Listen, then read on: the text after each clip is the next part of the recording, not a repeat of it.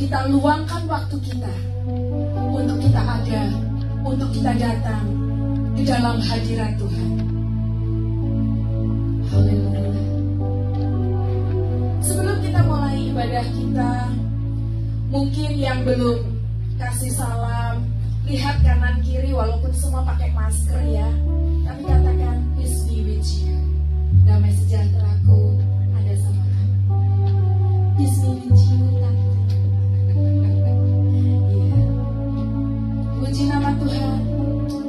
Yang online dan yang onsite, kita sama-sama memuji dan memuliakan Tuhan. Haleluya. Seberapa banyak saudara yang percaya bahwa Allah kita itu penuh dengan kuasa? Allah kita sanggup melakukan segala perkara. Allah kita Allah yang sungguh luar biasa. Mari sama-sama kita pujikan Allah kuasa melakukan segala perkara.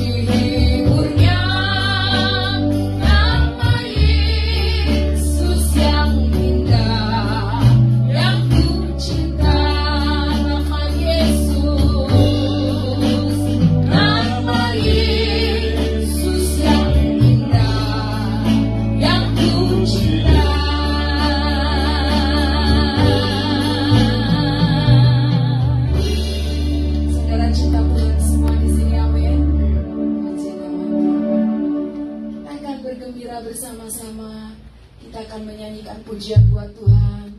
Kita bersuka cita bersama-sama. Biarlah damai sejahtera Allah melampaui segala akal ada di dalam hidup kita.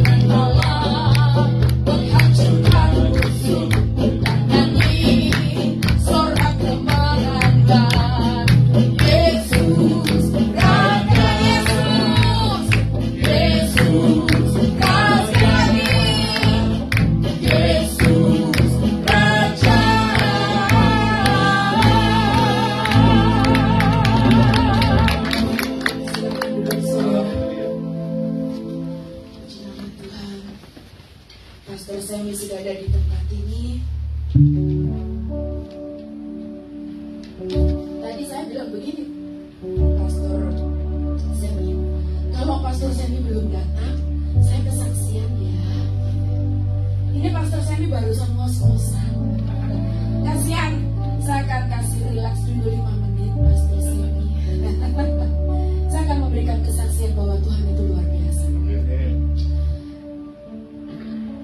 tadi waktu berdoa, Tuhan nanti kalau pastor Semi sampai terlambat gimana? Nah, kamu kesaksian aja. Oke, apa yang mau saya saksikan? Karena Tuhan itu terlalu amat sangat baik, saudara. Tuhan kita itu sungguh luar biasa. Ada dua hal tadi yang saya diingatkan. Katakan bagaimana kamu mengenal Tuhan, dan bagaimana Tuhan itu sembuhkan kamu dari sakit penyakit. Saya mengenal Tuhan tahun 99. Waktu itu saya sudah bekerja, saya dulu lulus SMA. Setelah itu saya kuliah di Solo 1 tahun. Setelah kuliah di Solo, saya bekerja di perusahaan kayu. Setelah itu saya pergi ke Batam di salah satu perusahaan elektronik, dan di situ saya mengenalkan Tuhan. Tahun 99 saya mempunyai di Indonesia ada 5 agama: Islam, Kristen, Katolik, Hindu, Buddha. Saya pernah jalan ke semua itu, dan termasuk juga saksi Yehova. Saya dibesarkan, saya dikandung dan saya dilahirkan dari saksi Yehova. Jadi mama saya orang saksi Yehova. Di situ Tuhan baik. Tahun 99 saya diperkenalkan kepada Tuhan Yesus. Singkat cerita, saya dilayani seorang hamba Tuhan, dan saya menerima Tuhan Yesus sebagai Tuhan dan Juru Selamat. Di bulan Desember saya menerima Tuhan tahun 99. Setelah 3 bulan kemudian saya dibaptis. Setelah dibaptis, dari saya percaya ke dibaptis selama 3 bulan itu, saya berdoa, Tuhan, aku mau nyanyi dan menari di hadapan Tuhan. I want sing and dance, gitu ya. Aku gak bisa bahasa Inggris, sorry Tim. Ada yang bahasa Inggris, aku gak bisa bahasa Inggris dengan baik. Oke. Nah, jadi saya mau menari dan menyanyi bagi Tuhan. Saudara tahu, dengan ketekunan dan dengan kesetiaan dan dengan jamahan Tuhan, dalam waktu 3 bulan, saudara, dari latar belakang Islam saksi Yehova, saya bisa 500 pujian. Di situ kamu lihat, nak, berapa lagu yang sudah kamu bisa. Oh iya, aku tulis nih 1, 2, seluruh folio saudara saya hitung ada 500 pujian. Luar biasa Tuhan. Tuhan kita sungguh Allah yang luar biasa. Di saat saudara merendahkan hati di hadapan Tuhan, saudara tahu hati saudara. Tuhan tahu hati saudara. Dari situ saya mengambil satu keputusan, Tuhan, aku mau melayani Engkau lebih lagi. Akhirnya saya sekolah Alkitab, sekolah pelayanan, ya, dan saya membantu pelayanan di gereja sampailah saat ini, mengalami banyak sekali proses. Nah, jadi itu saudara bagaimana saya kenalkan Tuhan, dan itu mujizat Tuhan yang pertama kali saya terima, di mana Tuhan sudah menjawab, dan saya sampai saat ini saya boleh melayani Tuhan lewat puji-pujian. Karena apa? Saya ada dasar di situ. Yang kedua, saya mengalami satu sakit penyakit. Waktu itu tahun 2005. 2005 saya mengalami usus buntu, saudara. Dan waktu dimasukkan di dalam ruangan di rumah sakit, saya minta Tuhan, Tuhan, Engkau sembuhkan dengan mujizat-Mu. Aku pas-pasan gitu ya. Aku mau operasi ini pakai uang apa gitu. Aduh, Tuhan, kalaupun Tuhan mau dan Tuhan bisa, sembuhkan aku udah usah operasi Tuhan gitu. Itu sudah di dalam tempat tidur, saudara. Dokter sudah kasih saya, silakan tanda tangan, karena di situ dijelaskan bahwa kegagalan operasi ini 0,01%. Jadi artinya 99,sekian% itu berhasil. Nah, dokter udah kasih lembaran untuk saya tanda tangan, kalaupun mati berarti begini. Terus lagi, Tuhan, aku belum kawin gitu ya, aku belum nikah gitu. Terus nanti kalau aku sampai mati gimana? Walaupun Tuhan sudah kasih yang terbaik bagi saya, suami yang baik, suami yang setia. Nah, setelah itu Tuhan katakan, aku akan tetap lakukan operasi anakku. Kamu harus tetap operasi. Wah, kalau aku operasi terus uang di mana? Gitu. Berjalan. Kalau aku sudah bilang operasi, biaya dan semuanya aku yang tanggung jawab.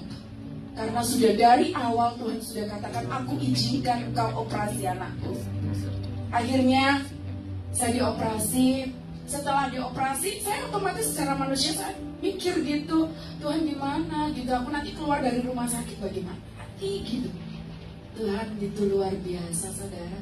Saya keluar dari rumah sakit, $1 pun tidak keluar, saudara. Saya tidak tahu siapa yang bayar saya. Sampai detik ini saya tidak tahu. Saudara percaya di saat ini kalau saudara mengalami satu penyakit, saudara mengalami satu kekurangan, Allah kita Allah El Shaddai. Amin. Allah yang senantiasa menyertai, Allah yang senantiasa mengerti dan peduli. Itu saudara kesaksian saya. Banyak. Apalagi kalau masalah pacar, menikah gimana, please. Yang muda-muda pasti senang. Suatu saat saya akan memberikan kesaksian karena dengan kesaksian iblis itu dikalahkan.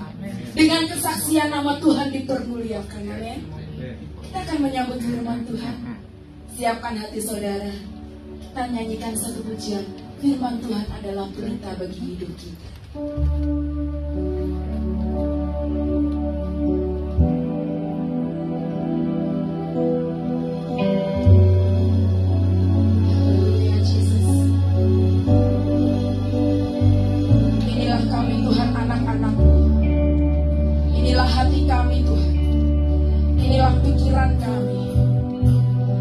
Tanah hati kami yang subur Tuhan.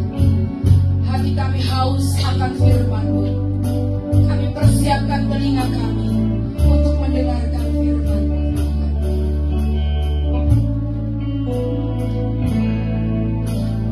Firman-Mu berita bagi kakiku, terang bagi jalan.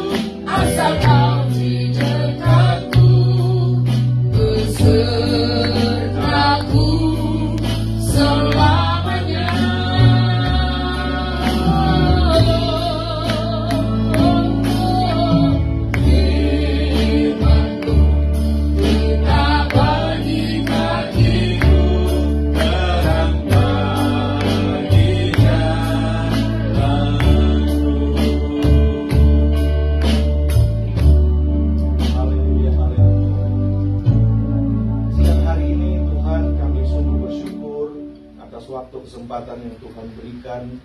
Terima kasih Tuhan, kami percaya manusia hidup bukan hanya dari roti saja, namun dari setiap kebenaran firman Allah. Kami percaya lebih baik satu hari di pelataran firman Tuhan daripada 1000 hari di tempat lain.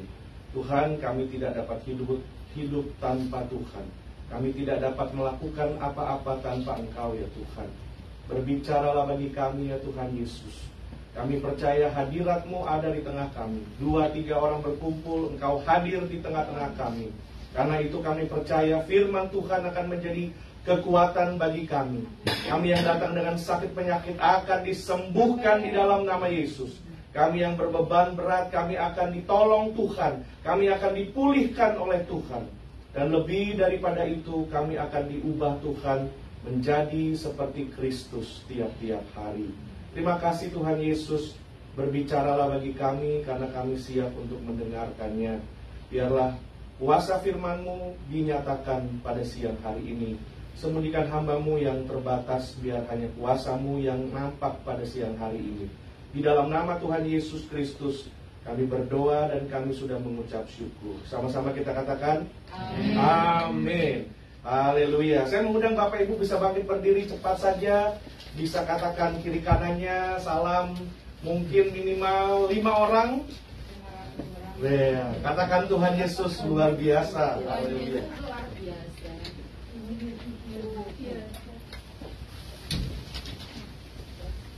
Ya, saudara yang dikasih Tuhan, pada siang hari ini, pertama-tama saya mengucap syukur atas kesempatan yang diberikan oleh para pelayan Tuhan dan pengurus di gereja ini. Dan pada hari ini saya akan bicara mengenai kuasa dari hal yang tidak terlihat. Kuasa dari hal yang tidak terlihat. Saudara, kita percaya bahwa kita manusia ini punya kecenderungan untuk memperhatikan hal-hal yang kelihatan, saudara. Untuk memperhatikan hal-hal yang kelihatan. Karena itu adalah sebuah hal yang menjadi sukar apabila kita diperintahkan Tuhan untuk memperhatikan hal-hal yang tidak kelihatan. Dan kami percaya, Bapak Ibu Saudara, bahwa sesuatu yang Tuhan izinkan dalam hidup kita itu tidak terlepas dari rencana Tuhan, saudara. Itu tidak akan pernah terlepas dari rencana Tuhan. Saudara, kita ini sadar tidak sadar, setuju tidak setuju ya saudara, di dalam hidup kita ini kita ada di dalam dua hal ya saudara. Hal yang terlihat dan hal yang tidak terlihat. Hal yang materi, dunia materi dan dunia non materi. Dan sejak manusia jatuh ke dalam dosa, saudara ingat ya waktu Adam dan Hawa jatuh ke dalam dosa, itu tiba-tiba apa yang mereka rasakan saudara? Mereka ketakutan. Amin saudara. Mereka ketakutan dan tiba-tiba mereka merasa bahwa mereka telanjang. Mereka ketakutan, mereka merasa mereka telanjang. Dan dengan upaya manusia sendiri, Adam dan Hawa itu menyematkan daun pohon ara dan mereka bikin sebuah tutup buat menutupi tubuh mereka. Tiba-tiba ada sesuatu yang rasanya hilang, saudara.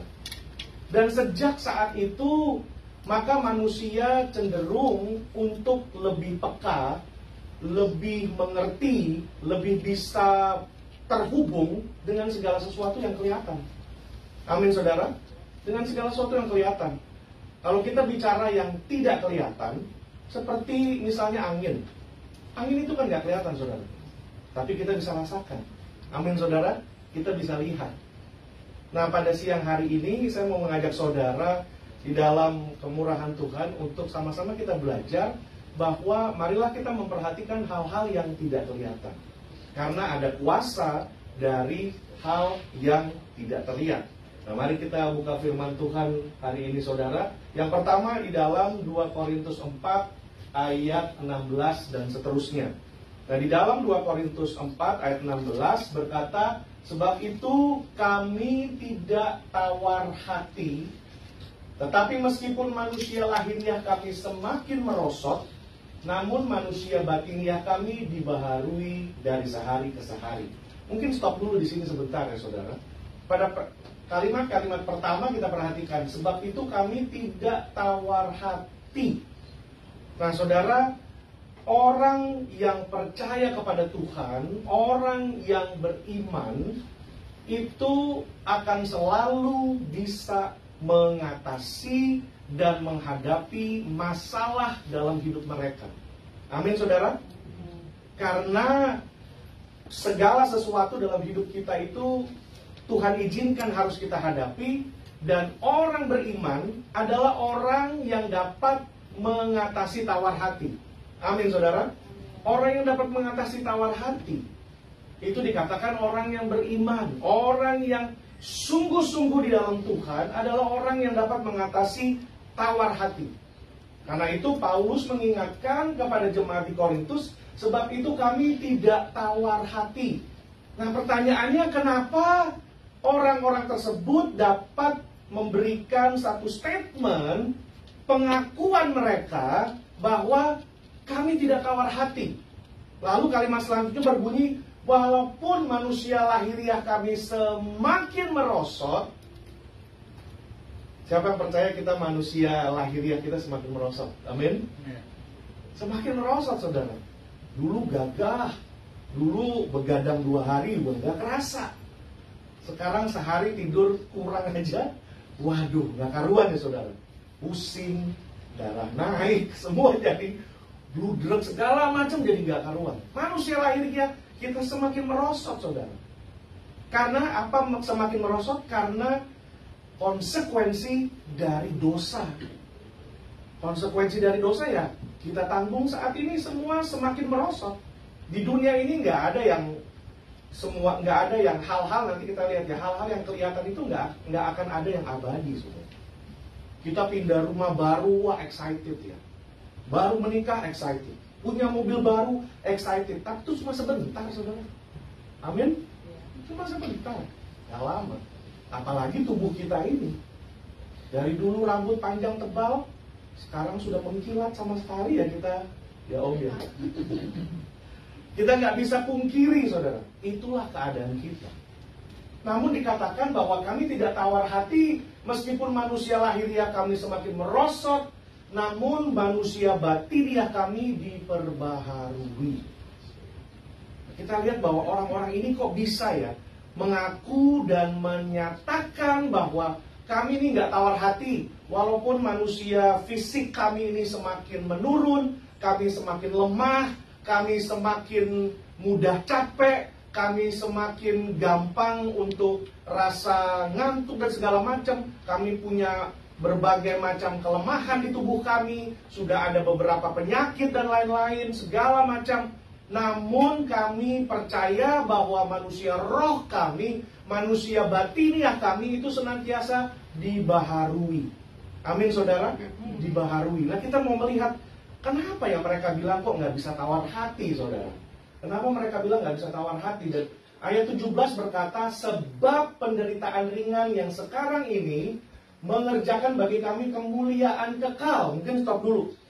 Ini juga menarik, saudara, bahwa dikatakan kami nggak tawar hati, walaupun fisik kami, keadaan kondisi kami semakin lemah, namun kami percaya manusia roh kami, manusia batiniah kami ini semakin diperbaharui. Sebab penderitaan ringan yang sekarang ini. Waduh, ini kenapa saya katakan menarik? Karena Paulus menulis kepada orang-orang di Korintus mengatakan bahwa penderitaan ringan. Wah, ini sesuatu yang menarik, saudara. Coba saya mau tanya saudara, siapa di sini yang punya penderitaan ringan? Pasti wah, kalau mau jujur-jujur ya saudara, penderitaan ringan ya. Dari seluruh hidup kita, sepanjang hidup kita, apakah kita pernah ada segala sesuatu yang kita hadapi dalam hidup kita ini, saudara, kita akan selalu mengatakan, wah, ini saya ada masalah nih, gitu. Ini saya punya pergumulan nih. Ini anak saya begini nih. Ini kerjaan saya begini, ini saya punya social security lagi ada masalah. Saya punya ini begini. Dan saya bisa katakan, saudara, kita punya kecenderungan untuk selalu mengatakan bahwa saya ada masalah, dan masalahnya bukan masalah sepele. Iya kan, saudara? Masalah berat. Iya, saudara. Kita semua punya masalah yang kita anggap ini masalah berat. Makanya di Indonesia dulu pernah ada lagu dangdut mengatakan, aku orang termiskin di dunia, ya kan? Jadi dipikir, wah, cuma dia aja gitu. Bukan hanya orang kaya yang sombong, orang miskin bisa sombong juga gitu kan. Aku yang paling susah, aku yang paling ini, kamu enak udah begini. Kita bandingkan, kita selalu bandingkan, wah, orang kaya, orang ada uang, orang seperti ini, orang sudah begini, mereka pasti lebih enak, lebih baik daripada kita sekarang. Siapa bilang, saudara? Amin. Orang punya uang banyak juga. Makanya ada berita banyak bahwa orang-orang terkenal, orang-orang kaya bisa bunuh diri. Itu kenapa coba, saudara? Karena di kondisi situasi hidup mereka yang kita lihat sudah di atas sekalipun, mereka juga punya masalah yang besar, saudara. Amin, saudara. Punya masalah yang besar. Saya bertumbuh sama-sama dengan teman-teman. Ada memang teman-teman yang memang dari kalangan orang-orang konglomerat dan lain-lain. Mereka pun berbagi cerita bahwa orang tua mereka punya ekspektasi supaya mereka menjadi anak-anak yang pintar, anak-anak yang bisa seperti engkongnya, yang bisa seperti orang tuanya. Saudara, orang-orang tua yang kita lihat sekarang konglomerat Indonesia ya, yang masih ada ataupun yang sudah dipanggil Tuhan, itu orang-orang yang pecah batu, saudara. Dan anak-anak cucunya jarang ada yang seperti mereka. Karena apa? Mereka tuh berangkat dari tidak punya apa-apa, berusaha, sampai jadi perusahaan, sampai jadi konglomerat. Anak mereka tinggal melanjutkan, tapi kondisinya lain dari engkongnya dulu. Karena itu nggak akan bisa sama seperti mereka. Tapi teman-teman saya bilang ada ekspektasi bagaimana untuk menjalankan perusahaan. Apalagi kalau ada urusan uang di dalamnya. Uang itu nggak mengenal istilah keluarga, saudara. Walaupun kakak beradik, saudara-saudara semua ada iri dan lain-lain. Ada juga masalahnya ternyata. Yang kita bilang, enak itu. Siapa bilang nggak ada? Jadi waktu Paulus bilang bahwa sebab penderitaan ringan yang sekarang ini, wah saya langsung penderitaan ringan. Loh kok bisa dibilang disebut sebagai penderitaan ringan, kok bisa gitu? Apa ini Paulus mungkin pada saat itu lagi tulis surat, mungkin Paulus belum sempat minum obat ya, minum vitamin, jadi mungkin sudah mulai agak lupa dan segala macam. Atau mungkin dia mau sombong atau mungkin tidak mau mengakui dan segala macam. Tapi rupanya bukan seperti itu, saudara. Kalau kita lanjutkan ya, dikatakan penderitaan ringan yang sekarang ini mengerjakan bagi kami kemuliaan kekal yang melebihi segala-galanya, yang jauh lebih besar daripada penderitaan kami. Justru Paulus mengingatkan ini penderitaan ringan. Karena apa? Karena di dalam penderitaan ini sedang mengerjakan sesuatu di dalam hidup saya. Amin, saudara. Tuhan menggunakan atau mengizinkan penderitaan ada dalam hidup kita supaya kita bisa menjadi manusia yang lebih baik, bahkan bisa diubahkan Tuhan, dibentuk Tuhan seperti emas dimurnikan. Emas dimurnikan dengan apa, saudara? Dengan es? Dengan api. Api panas atau dingin, saudara? Panas. Tidak akan ada emas, perak, logam mulia kalau tidak melalui tungku api panas. Amin, saudara. Tidak ada. Karena itu Paulus mengingatkan kenapa penderitaan ringan. Karena penderitaan ini sedang mengerjakan sesuatu di dalam saya. Sedang mengerjakan sesuatu di dalam saya. Dan saudara, kita mau melihat bahwa segala sesuatu yang Tuhan izinkan tuh untuk mengubah kita, untuk mempersiapkan kita menjadi seperti Kristus, saudara. Nah, kita melihat sekarang bahwa kita seringkali cenderung ya, saudara, menjadi orang percaya, termasuk saya nih. Kan gak langsung begini, kita semua bertumbuh menjadi lebih baik, menjadi orang-orang yang belajar di dalamnya, saudara. Dan kita lihat bahwa kita punya kecenderungan untuk mengikut Tuhan dengan fokus yang mungkin salah awalnya. Saya katakan itu. Kita lebih lihat, kalau ikut Tuhan, nanti yang sakit sembuh, yang miskin jadi kaya dan lain-lain. Saya bisa katakan itu adalah efeknya aja, saudara. Dan itu bukan goal, bukan tujuan, bukan goalnya sampai sana. Tapi tujuan goalnya adalah hidup kita diubah. Hidup kita diubah, saudara. Nah, Paulus juga mengingatkan di dalam Roma 5 ayat 2. Oleh dia kita juga beroleh jalan masuk oleh iman kepada kasih karunia. Ayat 3. Dan bukan hanya itu saja, kita malah bermegah dalam kesengsaraan. Kita selalu berdoa, kita selalu minta Tuhan untuk masalah kita ditolong Tuhan, pergumulan kita akan diangkat oleh Tuhan, kita dilepaskan dari masalah, kita disembuhkan. Gak ada yang salah sebenarnya, saudara. Gak ada yang salah. Tapi jangan sampai kita mempunyai fokus dan goal, tujuan jadi orang percaya tuh apa sebenarnya? Tujuan jadi orang percaya adalah kita diubahkan menjadi seperti Kristus.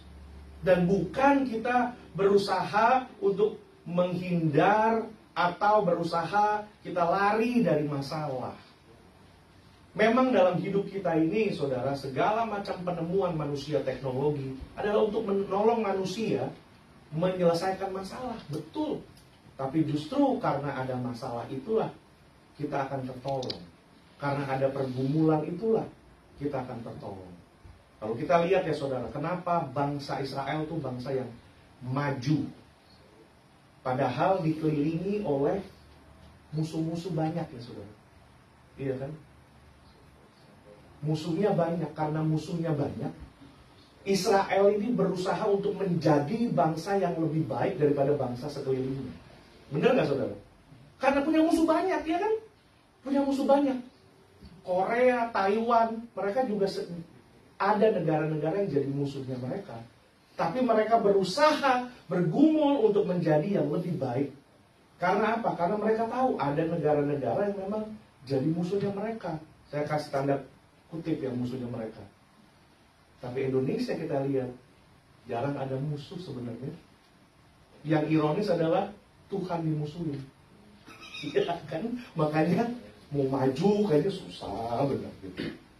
Kita mau beribadah aja dihalang-halang. Sampai saat ini pekerjaan rumah dari Indonesia untuk bisa menjadi negara Pancasila juga sebenarnya masih tanda tanya. Saya lihat cuma burung Garuda aja. Burung Garuda aja, mana Pancasila? Karena kita nggak bisa menerima Tuhan yang Maha Esa. Sila-sila itu makin lama makin buram. Tapi makanya Tuhan mengizinkan pencobaan, mengizinkan masalah supaya kita dibentuk jadi lebih kuat. Jadi mari kita sekarang fokus untuk Tuhan, kalau Tuhan izinkan masalah ini terjadi, saya percaya Tuhan punya sesuatu buat saya. Amin saudara. Amin. Karena dikatakan dalam kesengsaraan kita tahu bahwa kesengsaraan menimbulkan ketekunan, saudara. Ketekunan kita timbul dari kesengsaraan. Dari kesengsaraan itu melahirkan ketekunan. Kita mau taat, kita mau turut sama Tuhan. Dari Tuhan izinkan sengsara itu ada, kita jadi tekun. Kalau saya mau tanya saudara, kira-kira kalau saudara bandingkan hidup saudara di sini dengan di Indonesia, lebih rajin mana saudara di sini apa di Indonesia? Di sini lebih rajin, ya kan? Karena apa? Kita semua kerjakan sendiri. Gak ada mbayah, gak ada. Gak ada bibi, gak ada segala macam. Akhirnya kita yang sendiri. Mau ngurus apa-apa, kita cari tahu sendiri. Walaupun dengan bahasa Inggris potong-potong ya, cowboy. Wah, I don't understand. My body not feel good. Masuk angin dengan segala bahasa. Tapi kita tuh bisa hidup sampai sekarang, saudara. 15 tahun, 20 tahun, 30 tahun, 40 tahun, kita ada di sini. Kalau kita mau lihat, kita terus di sana, kita nggak akan seperti ada dalam posisi ini. Mungkin dalam materi itu berbeda cerita, tapi dalam kecakapan kita akan berbeda dengan kalau kita stay di sana masih. Karena apa? Ini dia. Kesengsaraan menimbulkan ketekunan, ketekunan menimbulkan tahan uji. Tahan uji menimbulkan pengharapan dan pengharapan tidak mengecewakan.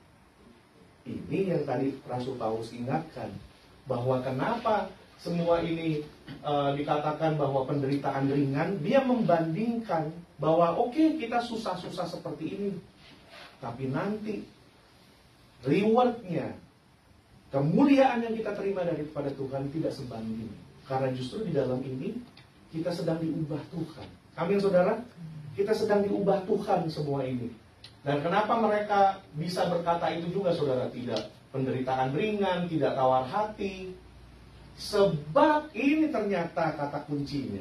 Sebab kami tidak memperhatikan yang apa saudara? Yang kelihatan. Melainkan yang tak kelihatan. Karena yang kelihatan adalah sementara. Kita mau belajar to see the unseen. Melihat yang tidak kelihatan.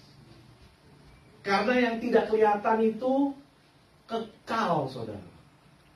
Yang tidak kelihatan itu kekal. Dan yang kelihatan itu sementara. Semua ini kan sifatnya sementara, saudara. Kita punya barang-barang materi ini habis. Firman Tuhan makanya katakan, jangan kumpulkan harta di dunia. Ngengat dan karat, bahkan ada pencuri. Habis, hilang, tidak ada apa-apanya. Tetapi kita mau belajar untuk memperhatikan yang tidak kelihatan. Amin, saudara? Nah, saya mau kasih tanya saudara. Kalau seorang atlet bulu tangkis, lebih banyak jamnya, lebih banyak mana dia latihan atau dia bertanding? Lebih banyak mana jam? Latihan kan? Tapi saya mau tanya, yang ditayangkan TV yang mana saudara? Yang bertanding. Kita semua suka dikasih lihat ke orang. Dari semua kita punya account sosial media ya, semua. Makanya kalau saya belakangan ini udah mulai tarik diri juga, udah mulai jarang lah. Saya masih ada tapi saya jarang. Kalau saya mau posting mungkin acara gereja atau apa gitu, saya jarang untuk posting yang pribadi atau apa, saya mau mulai kurangkan gitu. Jadi saya lihat karena semua yang di situ tuh kita nggak tahu bener apa enggak, ya kan? Mereka cuma, oh ini saya sekarang seperti ini. Tapi sama seperti atlet itu, saudara. Mana ada ditayangkan atau lagi pemain sepak bola, atlet pemain sepak bola. Yang ditayangkan pas lagi pertandingan, waktu coba latihan. Jarang ada yang, siapa mau lihat orang lagi latihan ditayangkan, saudara? Aduh, kakinya keseleo, jatuh, ini salah, itu mana ada. Yang ditayangkan yang lagi pertandingan. Kita melihat Maradona mau bola, wah gitu kan saudara. Seru di situ. Siapa mau lihat lagi latihan? Padahal jam latihan paling banyak, saudara. Kita hidup belum begitu. Banyak orang untuk lihat, oh ini kita bisa pergi ke gereja, bahkan kita bisa pelayanan, kita bisa melakukan apa saja. Tapi Tuhan katakan kalau itu untuk dilihat orang, untuk apa? Justru perhatikan yang tidak terlihat itu, saudara. Ada banyak yang tidak terlihat ya saudara. Penyertaan Tuhan itu tidak terlihat, tapi ada dalam hidup kita. Amin saudara. Penyertaan Tuhan, janji Tuhan itu nggak kelihatan, tapi ada dalam hidup kita. Amin saudara. Kuasa Tuhan, firman Tuhan itu nggak kelihatan, tapi ada dalam hidup kita. Segala sesuatu ini ada karena ada firman Tuhan. Makanya pada mulanya adalah firman, dan firman itu adalah Allah sendiri. Dia memanggil yang tidak kelihatan menjadi kelihatan. To the existent.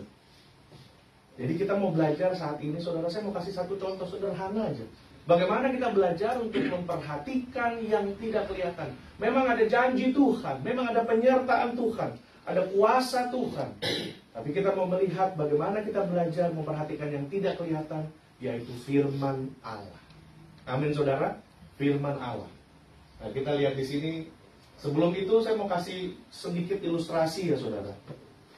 Waktu Nazi itu melakukan aksinya menahan banyak orang Yahudi di Jerman, di kamp-kamp konsentrasi itu, mereka ditawan di situ.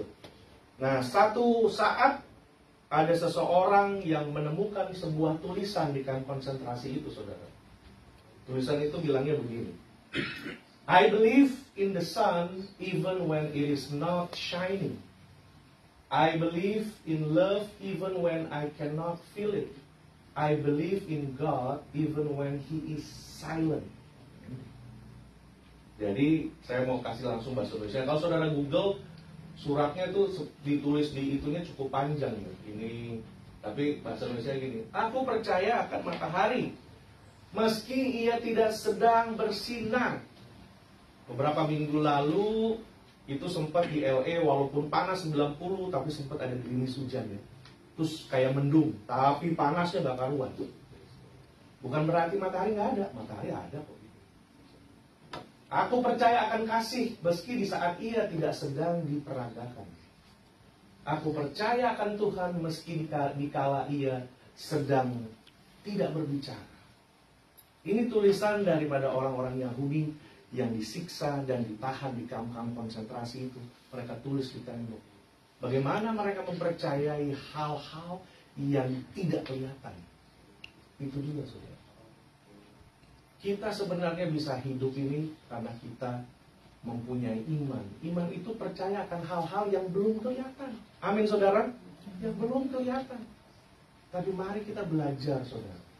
Walaupun kadang-kadang kita sudah berdoa bergumul, kok Tuhan nggak bicara ya, kok Tuhan nggak nyatakan kuasa. Bukan berarti dia tidak sayang sama kita saudara. Amin? Bukan berarti dia tidak menyertai kita. Tapi dia mau kita percaya kepada dia. Dan hari ini kita mau melihat bagaimana kita belajar hal-hal yang tidak terlihat itu saudara. Markus 4 ayat 1. Ini ada sebuah perumpamaan yang saya percaya kita semua udah pernah dengar ya. Jadi ada perumpamaan tentang penabur. Jadi Tuhan Yesus yang mengajarkan ini saudara. Tuhan Yesus mulai mengajar di tepi danau, maka datanglah orang banyak yang sangat besar. Ayat 3, dengarkanlah, ada seorang penabur keluar untuk menabur. Nah, di situ pada waktu ia menabur, sebagian benih itu jatuh di pinggir jalan. Nah, saya dengan cepat saja mau menggiring perhatian saudara. Ada seorang penabur, dia keluar, dia menabur benih di 4 jenis tanah. Tanah yang pertama adalah tanah apa saudara? Pinggir jalan. Tanah pinggir jalan. Lalu datanglah burung memakannya sampai habis. Yang kedua, jenis tanah yang kedua adalah tanah yang berbatu-batu. Yang banyak tanahnya, lalu benih itu pun segera tumbuh.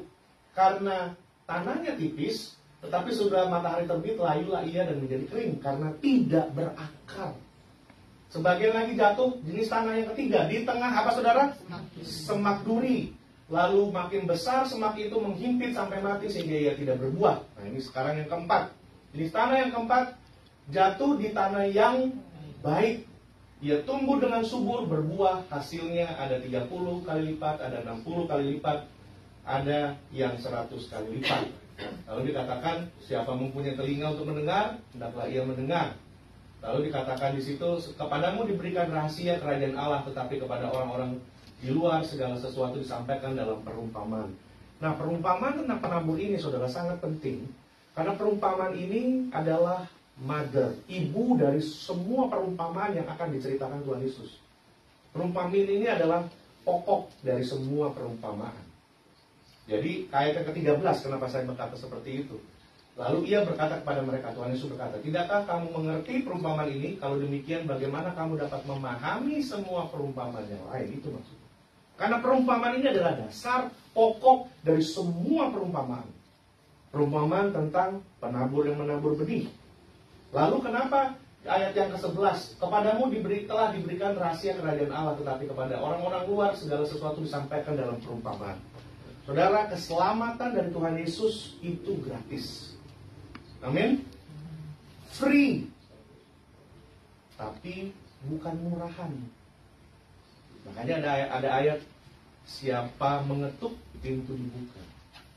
Siapa mencari dia mendapat.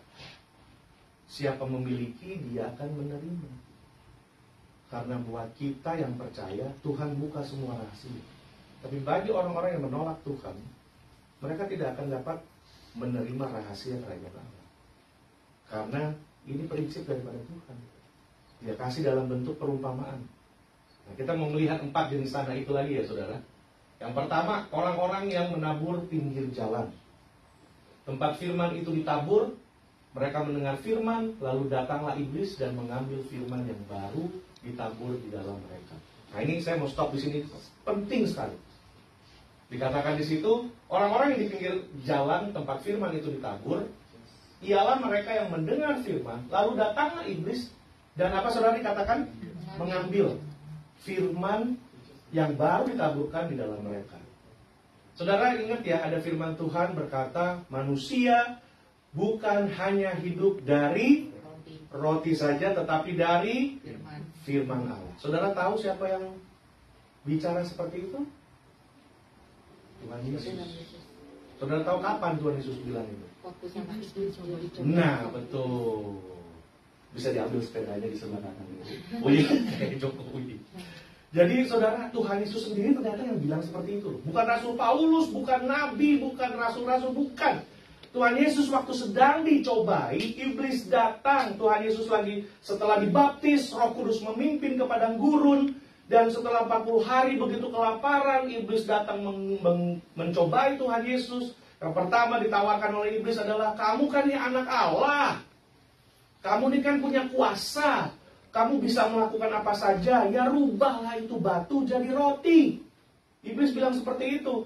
Lalu Tuhan Yesus berkata bahwa manusia bukan hanya hidup dari roti saja, tetapi dari setiap kebenaran firman Allah. Saudara tahu apa reaksi iblis? Iblis langsung gini, wah, saya simpan itu informasi yang sangat penting. Dan Tuhan Yesus memberikan sebuah rahasia besar. Saya pegang itu. Dia langsung ngerti dia. Ini iblis. Oh gitu ya. Dalam hatinya, oh itu rahasia penting. Manusia tidak hanya hidup dari roti, tapi dari firman. Saudara, jadi kita lihat ya, bagaimana umur dan kualitas hidup manusia setiap tahun itu menurun, saudara. Saudara sehari makan berapa kali? Sini. 3, 5, berapa ya? Ada yang makannya dikit-dikit gitu. Kita makan mungkin 3 kali, 2 kali, berapa kali ya? Sehari. Saya itu makanya dalam satu hari itu berapa kali saudara baca firman? Saya kadang-kadang satu hari karena sibuk pernah juga bolong-bolong. Itu makanya kenapa kualitas kita tuh menurun. Saudara lihat tanaman ya, kan banyak kesaksian. Saudara punya tanaman 2 atau ada 3. Yang satu saudara kasih pupuk, kasih ini, ngomong yang manis sama tanaman itu, dia berbuah. Tanaman yang lain saudara nggak ngomong, dia mati. Yang satu lagi saudara jelek-jelekin tanaman itu, lu jelek, dasar lu, ini. Dia lebih busuk daripada yang tidak diomong. Karena ucapan kita itu punya kuasa. Sama seperti Tuhan. Tuhan kan ciptakan manusia segambar dan serupa. Karena itu perhatikan ucapan mulut kita, saudara. Kita mungkin gak bisa bunuh orang literally. Tapi kalau perkataan kita bisa menyakitkan orang, sampai orang bisa akhirnya stres, depresi karena sebuah perkataan. Bagaimana perkataan punya kuasa? Sama seperti firman Allah. Orang yang gak pernah dengar firman, gak heran hidupnya cepat khawatir, cepat takut, segala macam, dari semua ketakutan, kekhawatiran, depresi. Dari sinilah semua penyakit itu datang. Amin, saudara. Saya bukan dokter, tapi kalau kita ke dokter, dokter pasti ngomong seperti itu. Saudara, sekarang jantungnya ada masalah, sekarang ini begini, mesti banyak istirahat, jangan terlalu capek, jangan terlalu, ujung-ujungnya apa? Pikiran. Karena itu iblis tahu, saudara, setiap kali firman Allah diberitakan, dia ada di situ, dia curi. Karena dia tahu sebelum firman itu jatuh ke tanah hati kita, kalau firman itu sudah datang ke hati kita, bertumbuh dan berakar, lebih susah buat dia untuk cabut. Tapi lebih gampang untuk dia duduk sama kita dekat situ. Waktu firman Tuhan diberitakan, dia ambil. Bagaimana dia usaha buat dia ambil? Dia bisa pikir, mungkin kalau kita setiap kali kita dengar firman, dia bilang, wah firman ini gue udah pernah dengar lah berapa kali. Atau lihat, wah minggu ini kayaknya udah lama nih, udah dimsum ya, atau apa. Ada aja banyak pikiran lah, saudara. Udah gini gue mau balas dulu, tadi dia teks. Kita bisa jadi sibuk, kita nggak konsen, kita nggak fokus, kita nggak perhatikan firman. Itu usaha dia untuk mencuri firman, karena dia tahu pada saat firman itu ada di kita, firman itu mulai tertanam, hidup kita mulai berubah. Amin, saudara. Di situ dia nggak suka, makanya dia curi, saudara. Dia ambil, dan itulah rahasianya. Gak heran banyak orang Kristen ngakunya Kristen belasan puluhan tahun, hidupnya menyedihkan. Hidupnya lebih jahat daripada orang yang gak kenal Tuhan. Apalagi dengan kejadian-kejadian yang belakangan ini terjadi di Indonesia. Dengan penegak-penegak hukum yang sudah ada jenderal, dan semua yang terlibat adalah orang Kristen dan membunuh. Itu apakah jadi kesaksian yang baik kalau begitu, saudara? Karena apa? Karena dia tahu nih, iblis datang dan mengambil firman. Jadi iblis sudah menangkap sebuah kebenaran yang Tuhan Yesus sendiri katakan, sebuah rahasia yang dikatakan. Iblis, Tuhan katakan manusia bukan hidup dari roti saja, tapi dari firman. Makanya saudara lihat firman Tuhan di dalam Mazmur dikatakan orang yang menanti-nantikan Tuhan, orang yang tinggal dalam pelatarannya, itu seperti pohon yang ditanam di tepi aliran air. Firman Tuhan katakan dia akan berlari dan tidak menjadi lesu. Kalau kita terus dalam Tuhan, terang kita semakin terang. Karena apa? Kita dapat makan firman, kita diubahkan. Nah, ini rahasia yang tadi saya bilang itu, saudara. Bagaimana kita belajar memperhatikan yang tidak kelihatan. Saya ceritakan jujur ya buat saudara. Kadang-kadang saudara bilang, wah ya kalau yang khotbah yang ngomongnya enak, ya saya juga punya masalah, punya pergumulan, saudara. Apalagi kita orang Asia tuh masih ada kebiasaan yang memang masih ada lah ya, seperti senioritas dan lain-lain. Saya juga kelihatan masih muda, tapi sedikit lagi ini makin lama makin tua juga, saudara. Dan zaman-zaman ini ada banyak pendeta-pendeta yang jauh lebih muda dari saya juga. Dan bagaimana saya lihat, ini anak baru.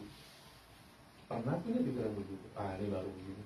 Padahal kalau saya sekarang belajar, ada waktunya Tuhan ajar saya bahwa yang didengar dan diperhatikan firman Tuhan, bukan yang memberitakan. Kalau saudara order makanan, yang saudara periksa itu apa? Makanannya apa? Orang yang ngasih makanan? Makanannya, saya pesan ini benar nggak? Kita nggak perhatikan yang nganterin sama kita. Dia mau naik sepeda kayak, dia mau naik apa? Yang penting makanannya benar. Kita order, kita naut aja di drive-thru. Yang kita cek pertama benar nggak nih? Kita nggak cek yang kasih sama kita orangnya kayak apa, nggak ada. Kita belajar untuk menghargai firman Tuhan. Siapapun yang menyampaikan firman itu bukan masalah. Tapi kita belajar menghargai firman Tuhan. Karena firman Tuhan adalah perkataan Allah sendiri. Amin, saudara. Perkataan Allah. Tuhan bisa bicara lewat apa saja. Lewat anak kecil, lewat siapa saja dia bisa bicara. Tapi kalau kita peka sama Tuhan, maka kita akan menghargai setiap firman yang keluar. Jadi kita lihat iman kita muncul juga dari mana? Dari perkataan firman Allah, dari pendengaran akan perkataan firman Allah. Bukan kita mau positive thinking. Positive thinking itu beda sama orang beriman, saudara. Orang positive thinking belum tentu beriman. Tapi orang beriman pasti dia positive thinking. Amin, saudara. Karena positive thinking lebih berpusat kepada diri sendiri. Tapi iman berpusat kepada Kristus yang sudah mati dan bangkit bagi kita. Itu bedanya. Makanya jangan ditawan oleh pengajaran-pengajaran palsu. Memperhatikan apa yang kelihatan, saudara. Yang terdiri di tanah yang berbatu. Nah, saya mau langsung nih, saudara. Kalau lihat, kenapa dikatakan di tanah yang baik, ialah orang yang mendengar dan menyambut firman itu lalu berbuah. Kenapa dikatakan dia tuh tanah yang baik? Dia bisa berbuah. Nah, saya mau ajak saudara lihat ya. Kalau kita balik dari yang pertama itu, tempat firman itu ditabur ialah mereka yang apa, saudara? Mendengar. Itu ada kata mendengar. Sini juga. Berbatu-batu orang yang mendengar. Pinggir, semak tengah semak duri mendengar juga. Tanah yang baik adalah orang yang mendengar dan menyambut. Itu bedanya. 3 tanah yang lain ini cuma mendengar tok. Dengar aja. Tapi kenapa dia bisa berbuah? Dia bisa tertanam, ada yang keempat. Dia menyambut itu. Menyambut itu dia bisa mencatat, dia bisa mendengar, dia bisa berdoa, Tuhan hari ini mau bicara apa sama saya? Saya mau ke gereja, saya mau dengar, saya punya pergumulan hidup, tapi saya perlu suara Tuhan, saya perlu tuntunan Tuhan, saya perlu penyertaannya. Makanya saya pergi gereja, makanya saya baca firman, karena saya mau Tuhan tuntun hidup saya. Dari situ saudara, kita seperti menyambut, orang yang menyambut menerima, yes, amin, terima kasih Tuhan. Dia memberikan respon, bukan reaksi. Reaksi dan respon dua hal yang berbeda.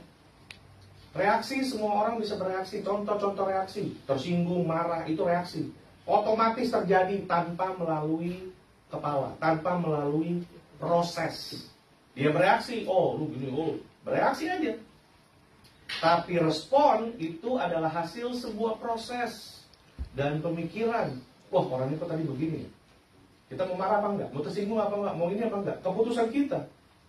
Kalau kita bilang, oh enggak, mungkin dia sedang capek hari ini, dia sedang banyak harus dikerjakan, makanya enggak sempat tegur kita. Kita respon dengan baik. Oke, sama di hidup kita juga seperti itu. Firman Tuhan datang, kita beri respon. Oh iya benar ya, benar juga Tuhan bicara ini. Kita mulai memberikan respon. Dari situ kita lihat saudara, maka kita akan bertumbuh. Jadi 3 tanah ini, yang lain cuma mendengar. Yang keempat, tanah yang baik, dia menyambut saudara. Dia menyambut. Bukan hanya mungkin dia bisa catat, dia juga bisa melihat. Sekarang udah ada tayangan. Kita bersyukur dalam gereja Tuhan ini yang mungkin secara manusia dan lain-lain masih terbatas, masih sangat minimal. Tetapi kita lihat bagaimana kerinduan dari pelayan-pelayan Tuhan, dari pengurus, untuk mengakomodasi saudara dengan adanya tayangan YouTube ini saudara, Facebook dan lain-lain. Supaya apa? Nanti saudara pulang besok dari Senin sampai Sabtu, saudara lupa, saudara perlu kekuatan, saudara bisa lihat lagi. Dan kita bersyukur untuk hal ini saudara. Saya percaya pengurus dan pelayan Tuhan di tempat ini punya kepekaan, punya sebuah kemampuan yang Tuhan berikan untuk mengakomodasi saudara. Gereja adalah tempat di mana orang bisa bertemu dengan Tuhan dan bertumbuh di dalam Tuhan. Amin saudara. Bertemu dan bertumbuh di dalam Tuhan. Dan kita belajar pada siang hari ini bagaimana kita memperhatikan hal-hal yang tidak kelihatan. Adalah memperhatikan cara kita menerima firman Tuhan. Karena kita percaya saat kita mendengar dan menyambut, disitulah perubahan awal akan terjadi. Perubahan awal akan terjadi. Seperti Rasul Paulus bilang, mungkin banyak masalah. Saudara, bersyukurlah kalau kita diizinkan masuk ke padang gurun. Amin saudara. Padang gurun, masalah kita tuh kayak padang gurun. Hanya orang-orang tertentu lewat padang gurun loh saudara. Bangsa Israel lewat padang gurun. Tuhan Yesus juga lewat padang gurun. Nanti kalau kita Tuhan izinkan lewat padang gurun, kita ini ada di dalam list orang-orang yang spesial. Amin saudara. Setelah padang gurun baru ada Kanaan. Gak mungkin langsung itu dibawa langsung. Nah, kita juga bersyukur. Makanya Rasul Paulus katakan, saya tidak tawar hati. Iyalah kalau kita perhatikan yang tidak kelihatan, kita bisa berkata saya tidak tawar hati. Walaupun manusia lahiriah kita merosot, banyak masalah, tapi saya tidak tawar hati. Karena penderitaan ringan, semua ini saya bisa hadapi. Tuhan katakan segala sesuatu yang Tuhan izinkan tidak melebihi dari kekuatan kita. Amin saudara. Biar siang hari ini doa kita bersama adalah Tuhan, firman Tuhan akan sanggup untuk mengubah hidup kita, akan sanggup menjadi terang dan pelita dalam perjalanan hidup kita. Bahkan yang akan memampukan kita untuk diubah menjadi seperti Kristus. Amin saudara. Saya mau undang Bapak Ibu Saudara bangkit berdiri. Kita akan tundukkan kepala di hadapan Tuhan. Haleluya, haleluya.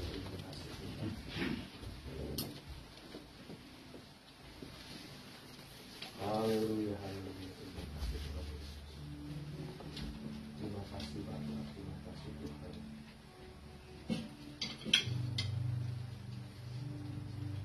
Bapa di dalam surga, pada siang hari yang indah ini, kami berdiri di hadapan-Mu Tuhan. Kami bersyukur atas hadirat Tuhan yang indah. Kami bersyukur atas perkataan Tuhan di dalam firman-Mu ya Bapa. Kami percaya manusia bukan hanya hidup dari roti saja, tapi dari setiap perkataan firman Allah. Kami belajar pada siang hari ini Tuhan, untuk memperhatikan hal-hal yang tidak kelihatan. Memperhatikan hati kami, karakter kami. Karena kami tahu pada saat Tuhan panggil kami pulang, tubuh kami, casing kami ini akan kembali kepada tanah.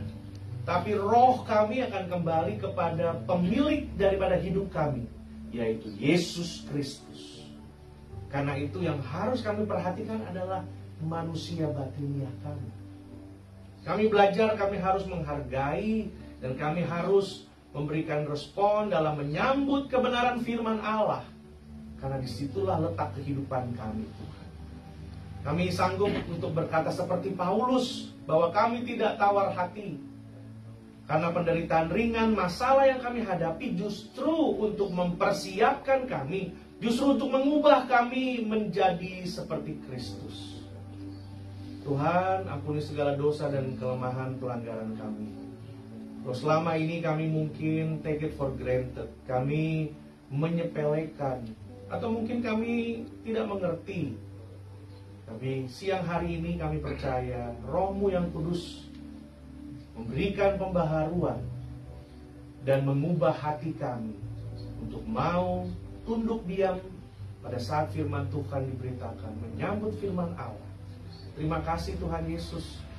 Kami berdoa, kami yang datang dengan kesusahan, pergumulan, sakit, penyakit, kami tahu sumber pertolongan kami adalah Engkau sendiri, Yesus Kristus, Anak Allah yang hidup. Dan kami percaya Tuhan, bahwa Tuhan tidak pernah meninggalkan kami. Engkau adalah gembala kami yang baik, Bapa kami yang setia bagi kehidupan kami. Dan kami percaya kami yang sudah hadir siang hari ini, dan kami, saudara-saudara kami yang melihat tayangan ini secara online, kami diberkati Tuhan, kami diubah Tuhan di dalam nama Yesus. Dan berdoa buat gereja Maranatha ini Tuhan, pakai setiap kami, jemaat Tuhan, pelayan, pengurus, pemimpin dalam gereja ini, sebagai tangan dan rekan sekerja Allah sendiri, untuk memberitakan kuasa keselamatan bagi setiap orang, bahkan orang-orang yang hidupnya akan diubah oleh Tuhan. Terima kasih Tuhan Yesus. Kami berdoa dan kami mengucap syukur siang hari ini. Di dalam nama Yesus kami berdoa dan mengucap syukur.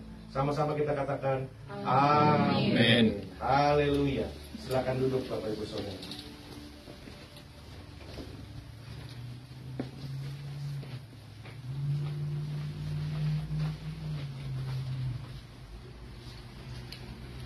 Mari kita berdoa untuk saudara-saudara kita yang sakit.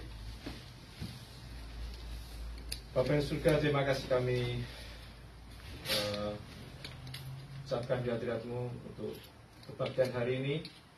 Dan kami belajar banyak dari Pastor Sami tentang rencana-Mu dan firman-Mu Tuhan. Biar firman-Mu ini boleh ada di dalam hidup kami, dan boleh kami masukkan di dalam hati dan pikiran kami, dan kami boleh praktekkan di dalam kehidupan kami. Dan Tuhan, kami sekarang mau berdoa untuk teman-teman kami yang sakit, mengalami sakit penyakit. Kami percaya Engkau mempunyai kuasa yang tak terbatas, kuasa yang mampu menyembuhkan. Engkau dokter yang ajaib, yang penuh kuasa, dan mampu menyembuhkan teman-teman kami. Kami mau berdoa untuk Om Tim, Bu Handi, Tante Olga, Ciliani, Mei, Peter Chen, Tante Yeti, Ibu Aimin, Cilusi, Ko Abi, Ko Adrian, dan Aiing. Kami berdoa supaya mereka boleh mendapat keringanan dan kesembuhan Tuhan. Dan terlebih lagi adalah seperti firman-Mu hari ini, biar mereka bukan hanya mendapat kesembuhan secara jasmani, tetapi yang terlebih adalah kesembuhan secara rohani. Semakin hari semakin beriman kepadamu dan hidupnya dibentuk. Dan akhirnya benih yang Kau taburkan kepada kami semua dan kepada teman-teman kami yang sakit boleh menghasilkan buah untuk teman-teman, untuk sesama, untuk di gereja ini maupun keluarga mereka. Kami berdoa juga untuk para senior Tuhan, untuk Tante Yuliana, Pak Sugianto, Tante Tris, Tante Sylvia, Om Rudi, dan Tante Krishna, supaya mereka tetap diberi kesehatan Tuhan, dan boleh tetap melayani sesama keluarga mereka dan juga di gereja ini. Kami berdoa juga untuk Jemaat Maranatha yang hadir hari ini Tuhan, maupun yang online, maupun yang tidak bisa hadir Tuhan. Kami berdoa supaya penyertaan-Mu, berkat-Mu atas mereka semakin hari semakin berlimpah Tuhan. Bukan secara jasmani yang terutama Tuhan, tetapi secara rohani, semakin hari semakin mereka bertumbuh di dalam iman dan di dalam pengenalan akan Engkau, dan juga boleh hidupnya diubahkan, dan akhirnya mereka boleh berbuah buat kerajaan-Mu dan sesama. Terima kasih Tuhan Yesus, berkatilah kami semua dan juga gereja ini dan jemaatnya. Di dalam nama Tuhan Yesus kami berdoa. Amin. Amin.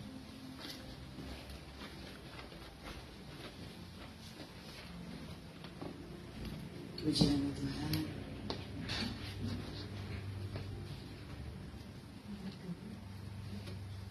Baik. Saudara, saatnya kita memberikan yang terbaik buat Tuhan.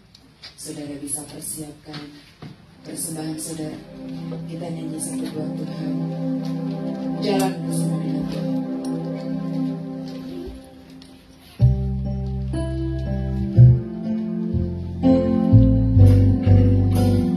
Yang sudah memberi sambutan bangkit berdiri.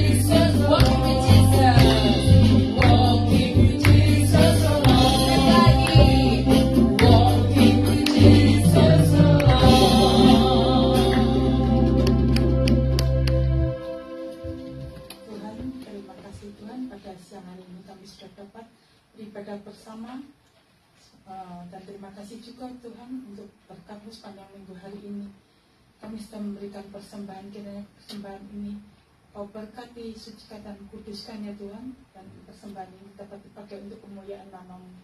Dalam nama Tuhan Yesus kami sudah berdoa dan mengucap syukur. Amin. Amin. Silakan duduk saudara. Kita akan mendengarkan pengumuman. Ko Andi.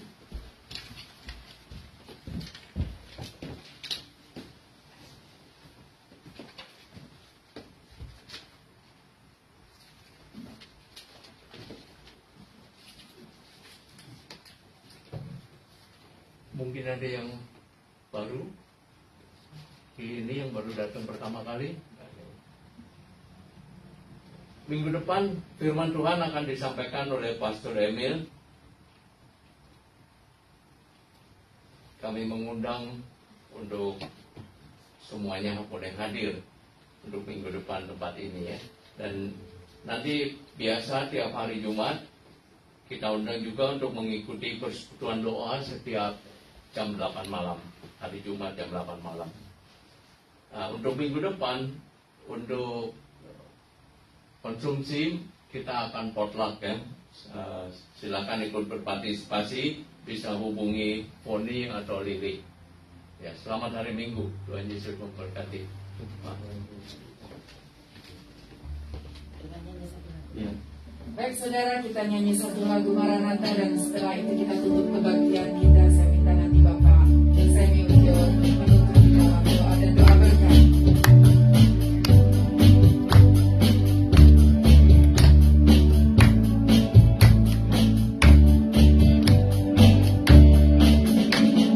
Maranatha, Maranatha.